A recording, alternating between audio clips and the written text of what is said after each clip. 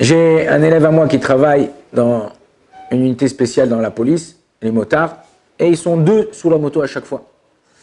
Cette semaine, son coéquipier lui dit, écoute, Yehuda, j'ai pas la force de conduire, conduis à ma place. Donc il conduit à sa place. En conduisant, il voit que sur la clé de la moto, il y a tout un trousseau de clés. Il a 10 clés. Avec sa clé de la moto, il a encore 10 clés, le type. Alors, Yehuda, il dit à son coéquipier, il dit, écoute, regarde, enlève tes clés là, parce que quand je conduis, ça me dérange. Bon, ils ont enlevé les clés, il lui a donné. Le lendemain, rebelote, pareil. Il conduit, il donne les clés, pareil, il dit, conduis à ma place, il conduit à sa place, il voit qu'il y a le trousseau de clés. Bon, il était déjà en train de conduire, il ne pouvait pas lui dire d'enlever les clés.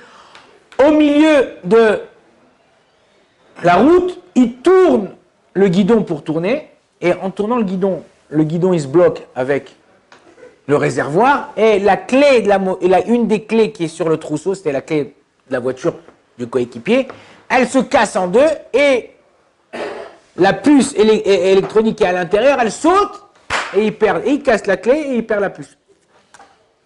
Son copain, il se renseigne, ça coûte 900 shekels de refaire la puce et la clé, quand tu n'as pas un double ou quand tu n'as pas un truc. Il me pose la question maintenant, est-ce que au niveau de la halakha, étant donné que c'était lui qui conduisait, il doit lui repayer ou lui payer une partie de cette clé-là? Ou non, il est pas tôt? Qu'est-ce que tu penses?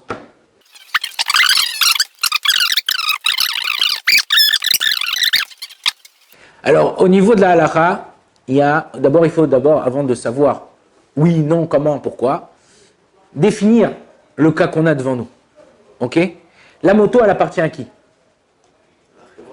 Elle appartient à l'entreprise, enfin à la police dans ce cas-là, mais ils ont tous les deux la possibilité de la conduire, puisque s'il n'avait pas la possibilité, il n'aurait pas donné. Donc c'est ou lui ou un des deux qui conduisent. Donc là, il n'a même pas un digne de Shoel, il n'a pas un digne d'emprunteur. Ils font un travail à deux. Ok, ils font un travail à deux, ils sont comme si associés dans leur travail. Maintenant, est-ce que quand lui, il a cassé la clé, est-ce qu'il a fait un acte qui n'est pas ordinaire pour pouvoir arriver à ce dégât ou pas? Ou c'est tout ce qu'il a fait, c'est un acte ordinaire? C'est un acte ordinaire, il a conduit normalement, il n'a pas fait une roue, il n'a pas fait un dérapage, ok? Il a conduit normalement, et en conduisant normalement, le guidon, quand tu tournes, tu es obligé de tourner le guidon, il a tourné le guidon, et donc la clé, elle s'est cassée.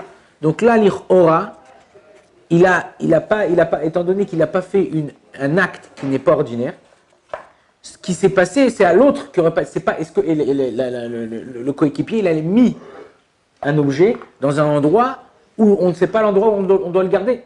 Si moi, il y a une Gemara dans ma Sechet Baba Metzia, je prends un objet à moi et je le mets dans un domaine public, je le mets comme ça, et quelqu'un qui passe et il le casse, ou je le mets devant l'endroit d'une personne qui habite, et quelqu'un il est pas tour, il ne doit pas me payer. Pourquoi? Parce que tu n'avais pas à le mettre.